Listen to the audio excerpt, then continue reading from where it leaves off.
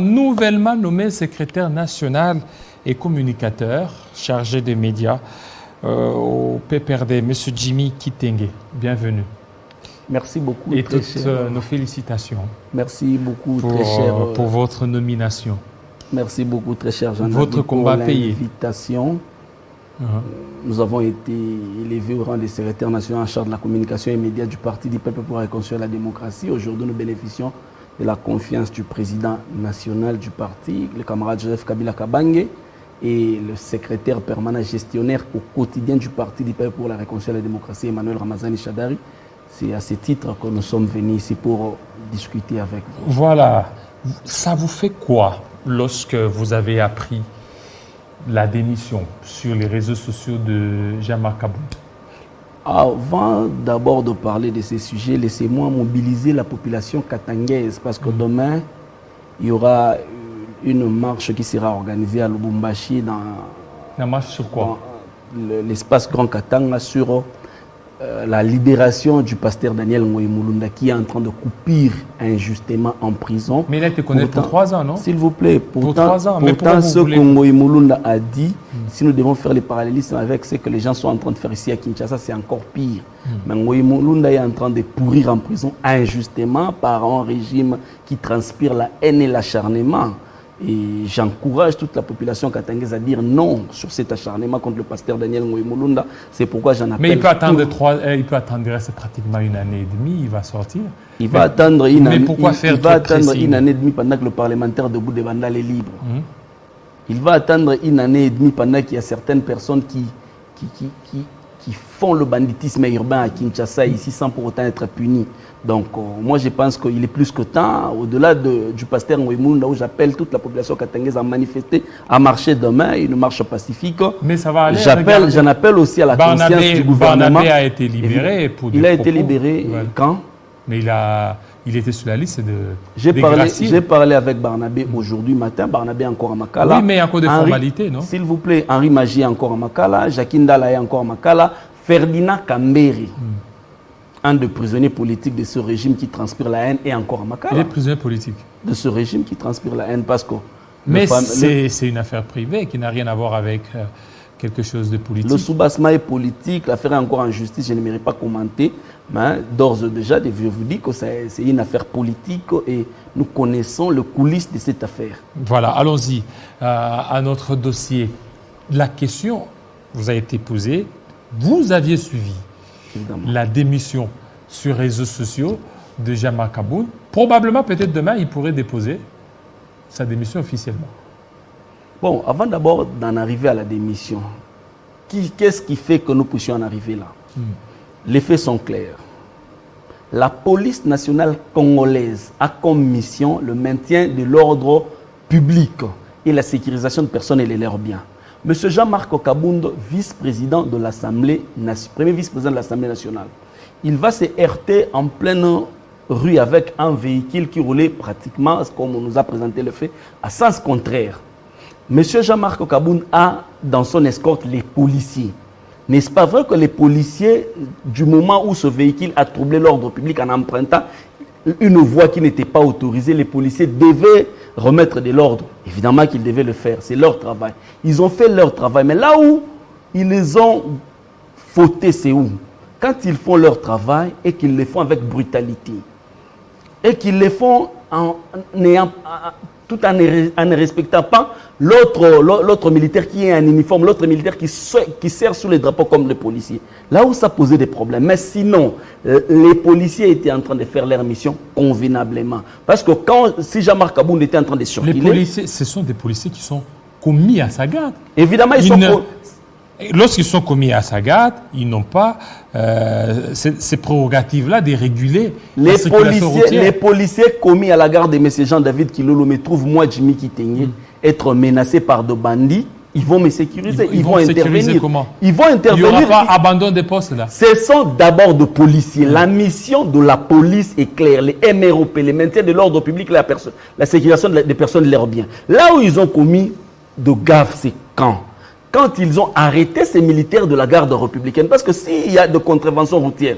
on le règle par les amendes. On n'avait pas besoin d'arrêter ces militaires de la garde républicaine, les traiter comme ils l'ont fait. Mais au-delà de ça, parce qu'aujourd'hui, M. Jean-Marc Kabound a agi ainsi sur un membre de la famille présidentielle qu'on s'acharne sur Jean-Marc Kabound. Mais je vais vous donner les faits sont clairs. M. Jean-David Kilolo, nous sommes partis d'où? Quand l'IDPS arrive au pouvoir, M. Kabound et un autre député provincial élu de la ville de Kinshasa, ils ont bénéficié de la garde républicaine. Or, la garde républicaine pour le sécuriser. Or, la garde républicaine, c'est une unité des forces armées de la République démocratique du Congo en détachement chez les commandants suprêmes. C'est une unité combattante. Et en plus, détaché chez le président de la République. Vous protégez la famille présidentielle. Les présidents. Oui, et sa famille. C'est bien sa famille et autres. Mais M. Kabound. Mais Kabound a aussi dit qu'il fait partie de la famille présidentielle. M. Kabound n'était pas membre de la famille présidentielle. Pourtant, il circulait dans la ville de Kinshasa avec la garde républicaine. M. Kabound, il y a de même. Secrétaire général du parti présidentiel. Il devait dire parti présidentiel, il a dit secrétaire général de la famille présidentielle. Il ne devait pas bénéficier de la garde républicaine. Et ce député provincial élu de la ville de Kinshasa.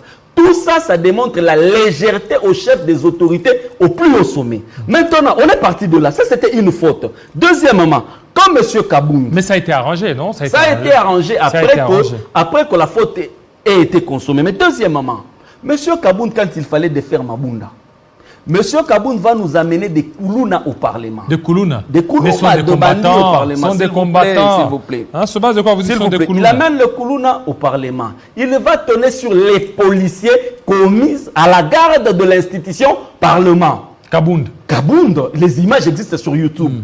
Et on n'a pas vu le régime s'en prendre à Kabound. Monsieur Kabound va crier, va tonner, va tenir des propos désobligeants à l'égard du général Amouli. De surcroît, commissaire général de la police nationale congolaise, ancien chef d'état-major général adjoint chargé des opérations de renseignement des forces armées de la République démocratique du Congo, ancien commandant brigade à la division spéciale présidentielle. Monsieur Kabound va tonner sur lui. On n'en fait pas mention. Pourquoi? Parce que les actes qu'il était en train de poser, c'était des actes qui profitaient au régime en place. On a zappé tout ce que Kabound a fait. Au-delà de ça, le même monsieur Kabound, il a brillé par un comportement qui frise le banditisme urbain. Il a trouvé les pneus de combien de Congolais ici dans la ville de Kinshasa? On n'en a pas fait mention. Pourquoi? Parce que tous ces Congolais-là ne font pas partie de la famille présidentielle. Maintenant, le jour où il va se heurter à un membre de la famille présidentielle, là, on va maintenant le punir. S'il vous plaît. Non, c'est qu'il y a eu débordement de comportement de Kabound. Il a eu à trouer les pneus de la mère du président. Ils n'ont pas fait un problème.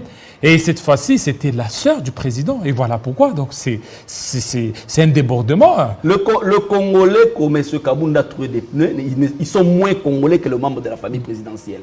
De quel Congolais? Énormément de Congolais sur poids lourd, sur l'avenue Founa. Ils se sont plaints. Les images existent. Il y a même des plaintes. Il y a même des plaintes qui existent. On n'en a pas fait mention. Pourquoi? Parce que Kabound, c'était le classique du régime. Mais quand Kabound touche un membre de la famille présidentielle, là, on va envoyer une expédition punitive des forces armées de la République. C'était pour aller juste désarmer, non? C'est désarmer la garde. Monsieur Jean-David Kilolo, on ne peut pas régler un mal par un autre mal. Kabound, certes, il a mal agi, mais il fallait saisir la justice parce que vous nous avez amené un slogan État de droit. La justice existe. Nous ne pouvons pas combattre un mal par un autre mal. On va envoyer une expédition punitive. Donc pour vous, il fallait quoi? S'il vous plaît. Il fallait saisir la justice. Il fallait saisir carrément la justice parce que si le monsieur dans les véhicules s'est senti lésé, la justice existe dans notre pays. Il devait saisir la justice. Mais quand on envoie une expédition punitive, et je vais rappeler aux Congolais ici, la loi portant organisation et fonctionnement des forces armées de la République démocratique du Congo et de la police révisée dit ceci. Une section de forces armées de la République démocratique du Congo ne se déplace d'un point A vers le point B que sur ordre du commandant suprême. Maintenant, on nous a dit qu'il y a eu plus de 50 militaires vers la résidence de Kabound. 50 militaires, c'est plus d'une section. C'est pratiquement un peloton qui se déplace pour effectuer une mission punitive dans la résidence de Kabound. Et ça, c'est très grave. Ça démontre qu'il y a une faiblesse de l'État. Ça démontre que nous sommes dans un désordre généralisé. Donc, tous ces 50 éléments contre un seul individu. Non, non, cher Jean-David, nous sommes tous d'accord que les éléments qui sont commis à la garde de M. Kaboun ont très mal agi. Mais au-delà de ça, ils sont de policiers, ils devaient remettre de l'ordre. C'est dans leur mission constitutionnelle et régalienne, remettre de l'ordre. Mais ils sont allés au-delà. Mais il fallait nécessairement qu'il y ait la justice pour rétablir l'ordre et non envoyer une mission punitive de la garde républicaine.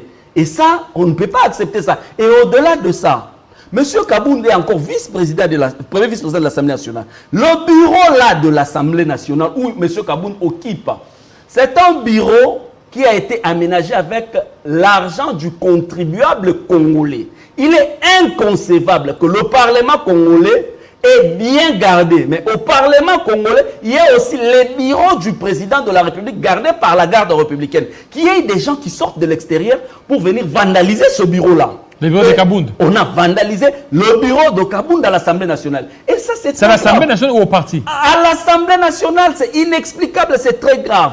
Et tenant compte de tous ces éléments-là, nous ne pouvons pas, nous, confier la gestion de la République démocratique du Congo en 2023 entre les mains des amateurs, entre les mains des sceptiques, entre les mains des défaitistes, entre les mains des gens qui cultivent la défaite, entre les mains des gens qui vous disent que Mboka Ekoufa.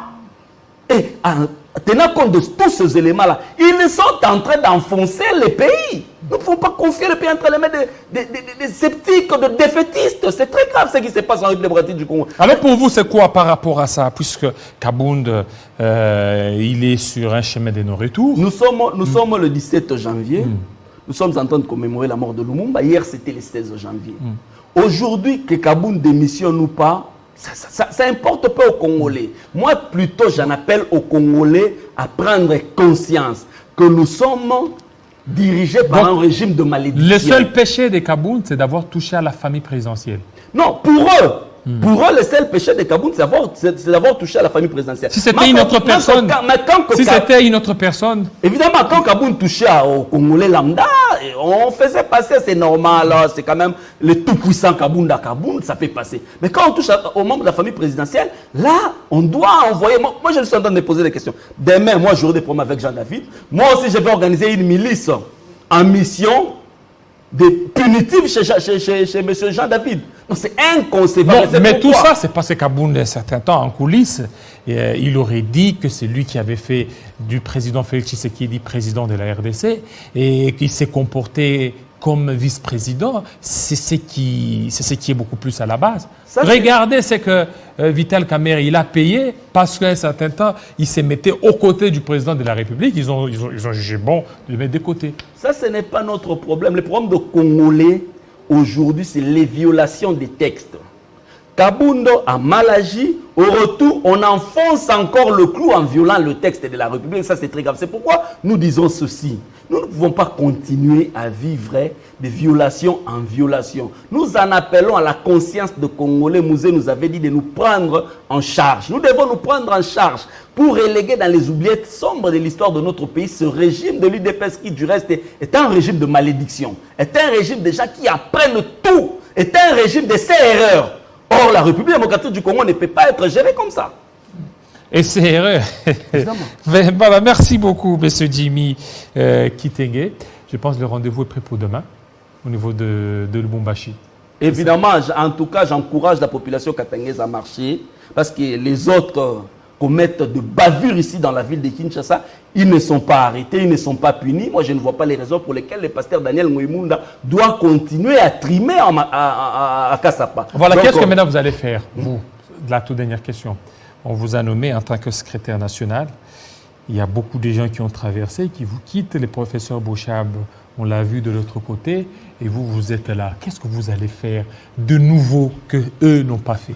Ndaï Mutumbule, Kibonge, ils sont partis, ils sont morts, mais les léopards continuent. Et ça veut dire quoi? Ça veut dire que nous avons compris aujourd'hui que c'est nous qui avons intériorisé la vision de Lumumba. perdait sous les traces du MPR. La vision de Mouzé Laurent Désiré Kabila, le nationalisme, le panafricanisme, dont aujourd'hui Joseph Kabila est l'héritier testamentaire. C'est nous qui avons compris. Nous pensions que nos aînés là, qui nous enseignaient hier cette vision, avaient réellement intériorisé. Nous avons compris qu'ils n'étaient que des élèves. C'est nous aujourd'hui qui avons intériorisé. Et nous sommes là aujourd'hui avec Kabila. Nous allons continuer cette marche de la vision jusqu'à ce que nous allons remettre le Congo sur les rails, jusqu'à ce que nous allons délivrer ce pays de ce régime de malédiction de l'IDPS. Merci. Merci beaucoup. Tout de suite, on va parler avec une dame, Arlette Odia, toujours Kabunda Gate.